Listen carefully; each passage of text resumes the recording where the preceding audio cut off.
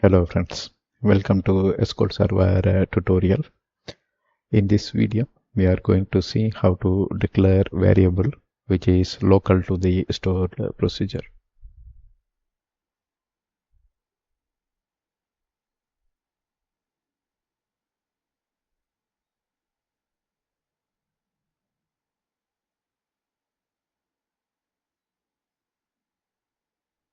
So a procedure body can have variable declaration. In the previous video, we created a procedure, and by this time you know what is a procedure body. So a procedure body can have variable declarations. These variables are available inside the whole body of the procedure from the point where it was declared. Say, for example, this is your procedure, and here is the begin statement, and let's state that there are multiple statements here. So if you declared a variable at second statement and the variable is visible from this location, from this second statement, so these variables are available inside the whole body, of the procedure from the point where it was declared.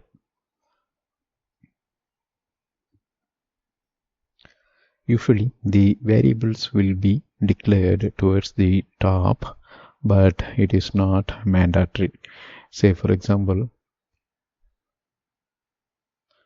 this is the procedure ABC, and here you have begin, and the procedure is going on like this, and there is a end.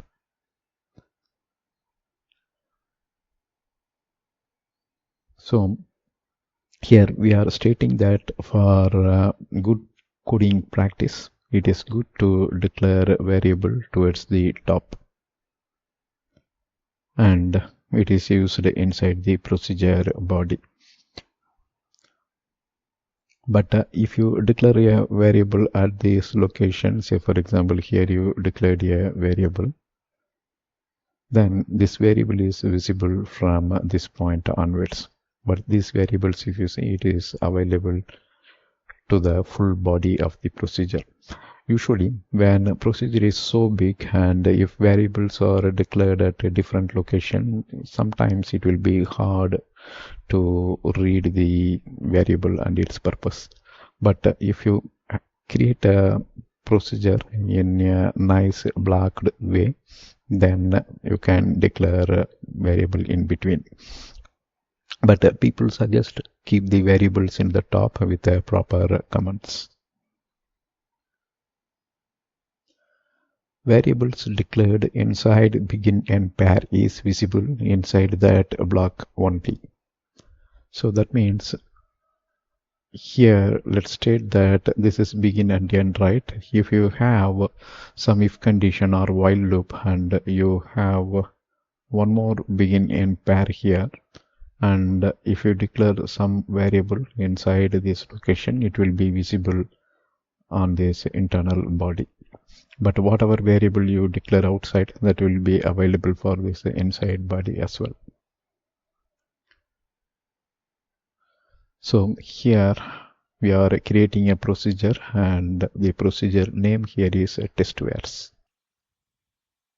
So we have begin and end. So this is the body of the procedure. And if you see here, we are declaring a variable. To declare a variable, we use the keyword declare, and at the rate tells that it's a variable at the rate number1 data type.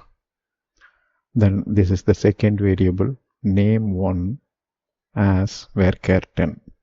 So you can use the keyword as, or you can even leave it. So the first variable here is num1 and its type is small integer. The second one is, num1 is small int and name1 is varchar10. That means it can hold 10 characters. Next, here we are simply printing a statement, it will get printed in the output. Then this is the way you can assign the variable. Here we just declared it num1. Here we are assigning a value. So for that we have to use the keyword set variable name equal to 5. So that means variable 5, num1 is assigned with value 5. Here it will be assigned with a value goldwin. So we call this assignment operator, and this is the way we can assign variable with a value. Next, we are simply printing the variable, and here if you see at number1 has, this is a string, right? With the print we are printing a string, double single quote, plus since this is integer, num1 is an integer, we are making use of the convert function. We want to convert num1 into varchar, and the converted string is appended with the already existing string. At num1 has, the content in the value get printed. That means here it will retrieve 5, and that will get appended here. For name1, we no need any conversion because the data type here itself string type, that means varchar 10. So name1 has value, and name1 we are printing here. Its content will be printed. Its content is goldwin. Name1 has value goldwin. So when you execute this procedure, the procedure will go statement by statement. So it knows that there are two variables declared, two variables get assigned, then the assigned value got printed here. So here we saw declare variable and assign value. In this case, if you see declare name2 varchar 10 equal to Tiwari. That means here we are declaring the variable, and at the same time we are assigning the value to it, to the variable, right? Next we are printing the variable name, name2. So it's also possible to set multiple values at once. We have variable name1, name1 and name2, right? Here select num1 equal to 7, this is one assignment. Name1 equal to Peter, second assignment. Name2 equal to Johnny, third assignment. So this way we assign multiple value at the same time. And if you notice here, whenever you use the variable, you prefix that with the @ symbol. So when somebody is reading the code, they will know that just by looking at this symbol, they know that name1 is actually a variable, right? Likewise, they can tell which one is the variable. Alright, here we assigned multiple values in a single statement. Then we are just making the print name1 plus comma and name2. Here we are appending 2 character with a comma. Then here we are printing the num1 content. Since here we are not appending it with a string, we are directly printing the number 1, and the print function will take care of it.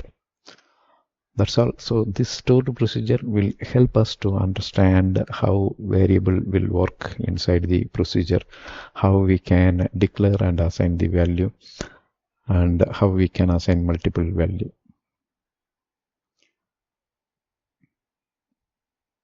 And if you see, since we have only one begin and pair, the variable num1 is visible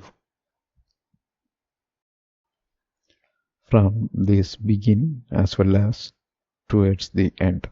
So all these variable num1, num2, num1 and name1, so both are created here and visible towards the end of the procedure. But here if you see the name2 is declared at this location, so it will be visible from this location towards the end. Right? Name2 cannot be used here. Why? Because it is declared at the later stage. Also, if this is declared inside the begin and end pair, it will be visible only inside this black. Right? Your procedure may end up with a if condition, or there may be while that starts with begin and end, and the scope will be inside that begin and pair. That's all. Now let's go to the demo and see, or we will test the procedure with variables.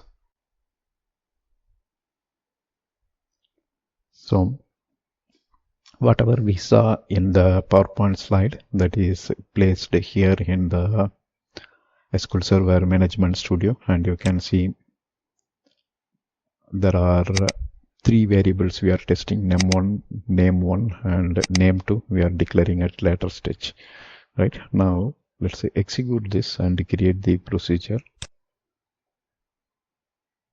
You can highlight everything, or since this is the only statement here, create procedure, we can simply click execute. So it states command completed successfully, and when you refresh, you will see your second procedure under programmability stored procedure. Now we will execute this using the new query window.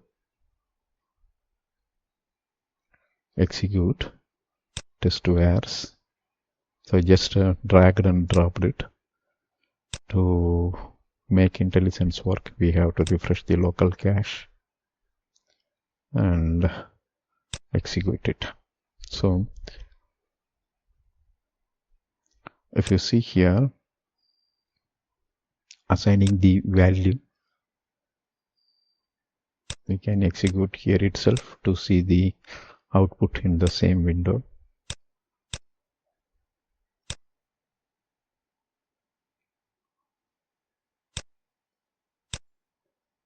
Right? So assigning the value that got printed, num1 has the value we assigned to 5 that got printed here. Num1 has value, right? That name has value in name that get printed here. Next here we are assigning the value during the declaration itself. After that we are printing that, and you can see that also got printed here. Then we are trying to assign multiple value in a single statement. Here instead of using the set, we are using the select. At num1 7, at name Peter, at name2 Johnny, and this is the print statement. Here we are appending the content of two variable, Peter. Name1 we assigned Peter, so that got printed. Name2 Johnny, and that's also get printed here. And finally we are printing the number 1. This time we since we just print only one variable content, the print will take care of printing the data type. So here it is integer. Previously, if you see, we used the convert. If you won't use convert, it will throw error stating that num1 cannot be appended with the string. Since the procedure was already created, it doesn't throw any error. If I delete this and try to re-execute, you will get error. Or when we execute, that time we will get error, and it states that procedure test where line 10 is giving error. So 1, 2, 3, 4, 5, 6, 7, 8, and 10. So here it is telling we have an error, right?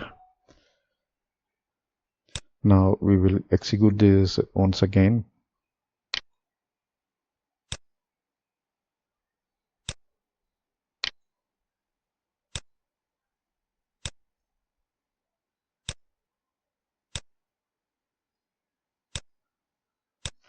All right, that's all here in this video.